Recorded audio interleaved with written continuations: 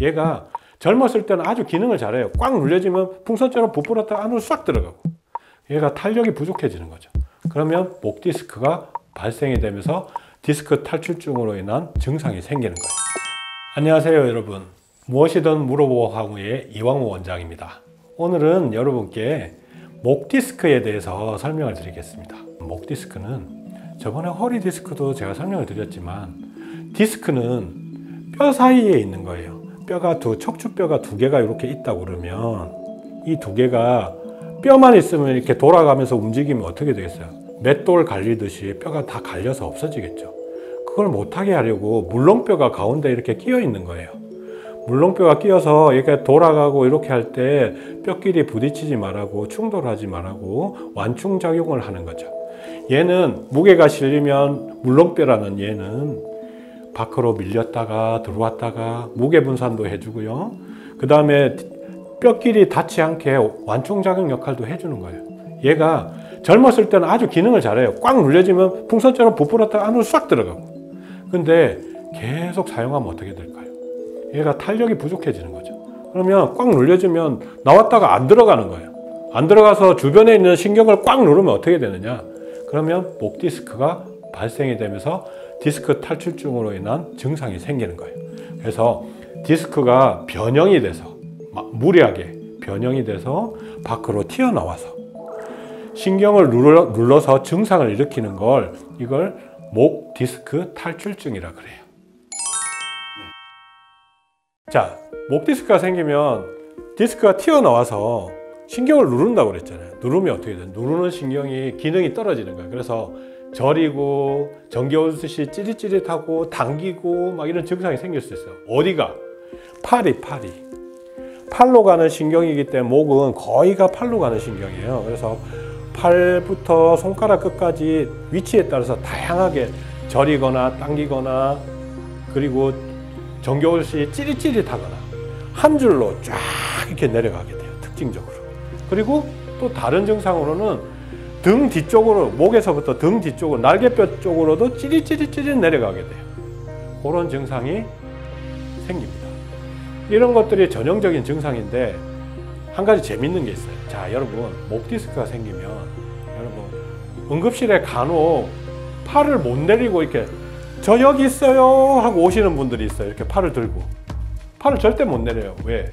팔을 내리면 목 디스크 때문에 여기가 신경이 당겨가지고 저려서 못 살기 때문에 팔을 이렇게 뿌쩍 들고 이렇게 오는 거예요. 팔 저려서 이렇게 오는 거예요. 자, 여러분, 이런 증상도 생길 수 있어요. 그러니까 이 목 디스크가 생기면 저림 증상이 너무 심해서 팔을 들면 편안해진다. 그래서 팔을 들고 다닐 수 있다. 이런 것도 한번 기억해 주시고요. 두 번째는 여러분, 목 디스크가 생기면 기침을 해도 여러분 목이 울려서 아플 수가 있어요. 그래서 잠시 재채기 콜록 했는데 목이 막 울리고 아파서 꼼짝을 못하는 경우도 있어요. 그런 목 디스크 증상도 있을 수 있다. 그리고 세 번째는 목 디스크가 생기면 이명도 생길 수 있어요. 귀에서 윙윙윙 소리도 나고, 그 다음에 또 두통도, 구두통이나 이런 것들이 생겨서 두통도 생길 수 있어요. 그리고 또 하나는 척수가 꽉 눌려지면 어떻게 될까요? 장애가 엄청 심하게 생기겠죠. 그래서 그 척수가 꽉 눌려지는 걸 척수병증이라 그래요.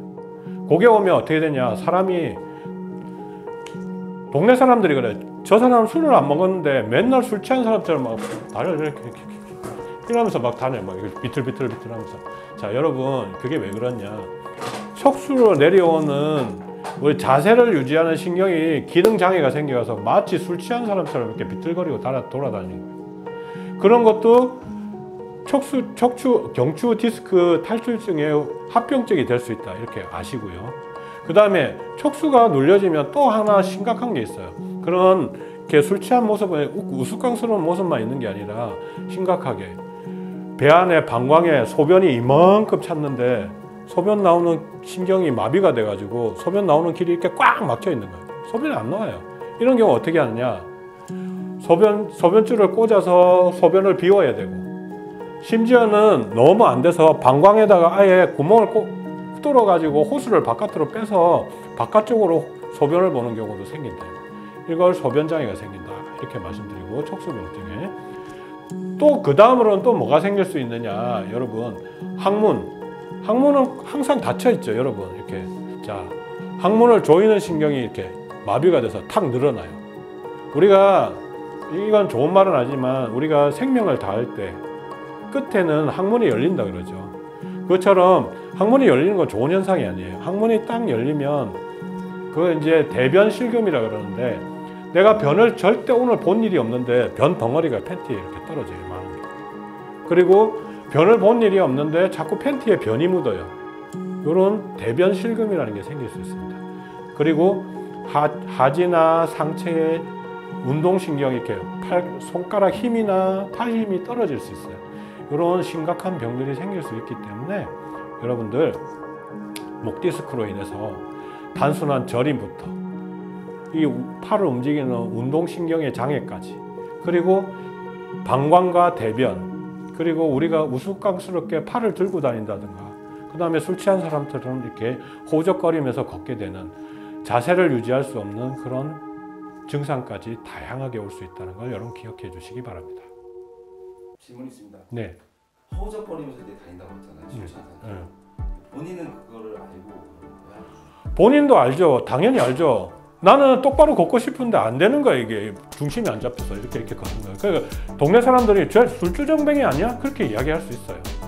이게 자기도 이제 갑자기 이렇게 되니까 바로 병원에는 가겠지만, 병원에 안 가고 계속 걷는다 그러면 사람들이 계속 술주정뱅이라고 생각하겠죠.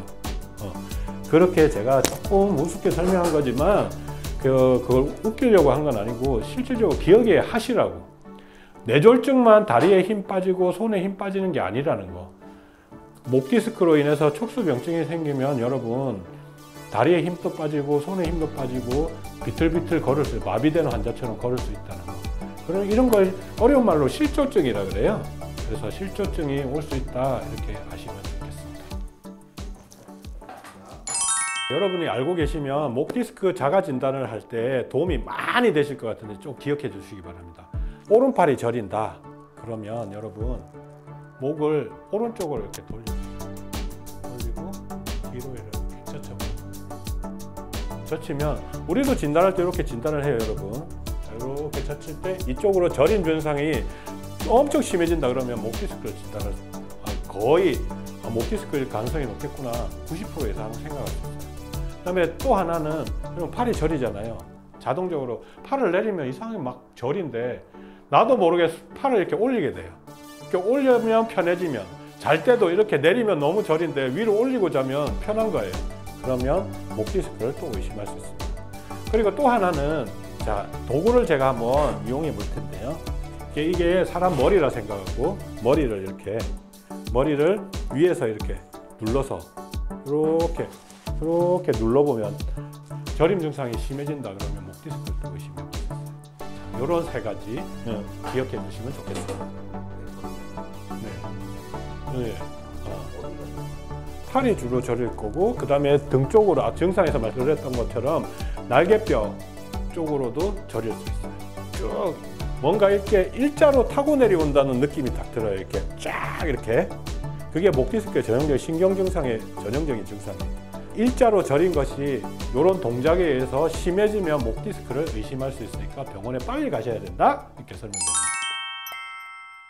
자, 목 디스크는 예방할 수 있는 방법이 있을 것 같아요, 여러분. 이런 거 하면 좀 도움이 많이 되실 것 같고, 목 디스크는 제일 먼저 자세랑 관련이 있기 때문에, 그래서 목 디스크랑 일자목, 거북목 이런 거랑 연관 짓는 사람들이 굉장히 많아요. 여러분, 이제 그 거북목이라는 건 뭘 말하냐면, 이 경추라는 척추뼈가, 목뼈가 이렇게 역시자로 이렇게 돼 있는, 이렇게 요 손끝에서 팔꿈치까지가 목 척추라고 생각하면, 경추라고 생각하면 이렇게 역시자로 커브가 이렇게 돼 있는데, 요 위에 머리가 이렇게 놓여 있으면 체중 분산이 잘 돼서 목 디스크가 잘 안 생겨요. 근데 거북목이 되면 고개가 앞으로 빠지거든요. 빠지고 나서 역시자를 이렇게 유지하는 목은 거의 드물고, 대부분 목이 이렇게 펴지게 돼요. 펴지면서 일자목이 되는 거죠. 그러면 여기 있는 목 10kg 되는 머리의 무게가 바로 직방으로 여기 목 디스크에 전달이 되는 거죠. 그러면 목 디스크에 변형이 잘 올 수 있고, 그러면 목 디스크가 잘 생기는 거죠. 자, 그래서 여러분 거북목 하는 자세를 최대한 줄여주면 우리가 좋은 자세로 앉아서 사무 환경을 만들면 예방을 할 수 있겠죠. 남편분들께 제가 말씀드렸는데 집에 오시면 꼼짝 안 하시고 소파에 누워서 베개를 이만큼 두꺼운 걸 이렇게 딱 베고 그 다음에 여기다 딱 대고 TV를 이렇게 보시는 분이 있어요. 이렇게 과도하게 이렇게 해서 화면 보려고 이렇게 목을 높게 해서 이렇게 베개 베고 계시죠. 이러면 목 디스크 100방 아파요. 100% 오신다고 생각하시면 돼요. 그래서 이렇게 계시지 마시고 잠시 일어나서 스트레칭도 하고 사모님하고 저 일도 좀 도와주시고 서로 스트레칭도 하고 이렇게 하시면 좋을 것 같고요. 두 번째는 핸드폰입니다. 핸드폰. 여러분 핸드폰 이렇게 하실 때 핸드폰 보시는데 내가 지하철 타고 가면 대부분 보는데 이렇게 좋은 자세를 딱 해서 이렇게 해서 핸드폰 하시는 분은 한 번도 본 적 없거든요. 다 어떻게 하고 있냐면 이러고 그래서 속에서 막 이렇게 하고 계세요. 이 자세 거북목 되는 자세잖아요. 이 자세 줄여주셔야 돼요. 그리고 또 우리가 업무할 때 가장 많은 환경이 데스크 환경이잖아요. 책상 위에 환경이 어떻게 되어 있냐. 모니터를 너무 아래쪽에 두시면 거북목이 될 수밖에 없어요. 그 모니터를 봐야 되기 때문에 우리가 이렇게 고개를 숙이고 앞으로 뺄 수밖에 없고, 그 다음에 타이핑하는 손이 너무 낮으면 자연스럽게 허리랑 이렇게 숙여져서 그 거북목이 될 수밖에 없어요. 자, 그래서 좋은 방법은 모니터를 눈높이로 높이는 거예요. 그리고 앉을 때 허리를 쏙 집어넣어서 이렇게 S커브가 되게 딱 만들어서 최대한 턱이랑 이마랑 일자로 만들어서 그 척추뼈 위에다 머리를 올린다는 생각으로 이렇게 해서, 그 다음에 그 타이핑 높이는 이렇게 손이 약간 위쪽에 이렇게 올라갈 수 있을 정도로, 너무 과도하게 이렇게는 아니고요. 또 밑으로 이렇게는 아니고 약간 펴지는 이 정도 수준에서 이렇게 타이핑을 칠 수 있으면 좋을 것 같아요. 그러면 타자판 본다고 눈 안 속여도 고개를 안 숙여도 되고, 이렇게 타자판도 이렇게 보면서 모니터도 보면서 고개를 과도하게 안 숙여도 된다 이 말이죠. 그래서 이런 자세로 여러분들 자세 교정을 통해서 예방하는 것이 가장 좋을 것 같고요. 다른 목 운동이나 이런 걸 잘못하게 되면 오히려 목 디스크를 유발하기 때문에 목 운동 뭐 이렇게 예방법 운동하시는 거 막 이렇게 가르쳐 드리는 사이트도 많지만, 목 디스크가 이미 진행된 사람들이 많기 때문에 우리는 업무 환경에서 증상만 안 일어나지 증상 없는 숨어있는 목 디스크 환자가 많습니다. 그런 환자에게 막 엉뚱한 운동을 막 해서 디스크를 막 악화시키는 그런 운동을 하시면 안 될 것 같고요. 운동도 목은 잘 운동을 하셔야 됩니다. 그래서 운동도 또 좋은 운동을 하시면 또 도움이 될 것 같고요. 그런 운동은 차후에 제가 한번 소개해 드리도록 하겠습니다. 그럼 이제 다음에 이제 치료법에 대해서 여쭤볼 건데요. 디스크에 걸리면 가장 걱정되는 게 목이 아파서 가지만 혹시라도 수술하지 않을까 걱정이 많아서 안 가시는 분들도 사실 많아요. 그냥 집에서 파스부를 치고 뭐 쉬고 이런 분들이 많단 말이에요. 그래서 이제 어떻게 치료를 하는지 알고 싶어서 병원에 가면은 한번 알려주실 수 있는지요? 네, 여러분, 자, 환자를 일단 분류를 해야 돼요. 병원에 오시는 환자분들은 대부분 파스를 붙이고 뭐 이렇게 스트레칭을 하시고 혼자 하시다가 안 되시는 분들이 다 병원에 오십니다. 그래서 어떤 경우에는 증상이 악화돼서 오시는 분도 있고, 또 오자마자 바로 수술을 해야 되는 경우도 생겨요. 자, 그래서 여러분 혼자서 해결하려고 하지 맙시다. 첫 번째 제가 공고를 드리는 거고, 두 번째는 팔이 계속 저리가 온다 이렇게 하면 뭔가 문제가 좀 많이 심각하다. 그래서 병원에 오셔서 어떤 상태인지 보는 것이 가장 중요할 것 같아요. 그래서 일단 팔이 저리고 등이 저려서 오면 제일 먼저 병원에서 뭘 할까요? 엉덩이 주사, 먹는 약, 진통제. 자, 근육이완제 먹어보는 거죠? 안 되잖아요. 그 디스크가 튀어나와서 구조가 변형이 돼서 신경을 누르는데 진통제만으로 될까요? 안 될 수도 있다. 되는 사람도 있지만 안 되는 경우에는 또 어떻게 할까요? 또 물리치료도 해보겠죠. 물리치료도 해보고, 어떤 병원에서는 막 이렇게 근육에다가 체외 충격파도 하는 병원도 있고 막 그런데, 어쨌든 그런 건 물리치료에 해당이 되는 거다. 물리치료를 해보겠죠. 해서 안 된다. 그럼 어떻게 해야 되겠어요? 디스크가 탈출이 돼서 신경을 누르고 있으니까 신경이 부어서 염증이 이렇게 돼 있는 거예요. 뚱뚱 부어 있어요. 우리 한번 부러져 봤죠. 팔 이런 데 부러진 사람 본 적은 있죠. 자신이 안 부러져도. 부러지면 이렇게 띵띵 붙죠. 그것처럼 눌려져서 신경도 이렇게 뚱뚱 부어 있어요. 민감해져 있어요. 탁만 건드려도 찌릿하고, 응? 조금만 움직여도 찌릿하고, 그래서 신경이 부어 있는 상태다. 그 민감도를 좀 낮춰주는 거죠. 부종이나 염증을 가라앉히는 거. 그런 걸 신경치료라고 그래요. 신경치료는 어떻게 하느냐? 좀 겁나죠. 기계를 싹 보면서 바늘이 싹 가가지고 신경하고 디스크 사이에다가 엉덩이 주사 맞듯이 딱 들어가는 거예요. 거기다가 염증을 가라앉히는 주사랑 아니면 다른 뭐 약제들을 이렇게 사용해서 염증을 가라앉힌 쪽으로 작용하는 거죠. 그렇게 해서 염증이 가라앉아서 내가 잘 활동하고 재발률이 적다 그러면 디스크를 제거하는 수술을 할 정도까지는 아니구나, 이런 상태가 되는 거죠.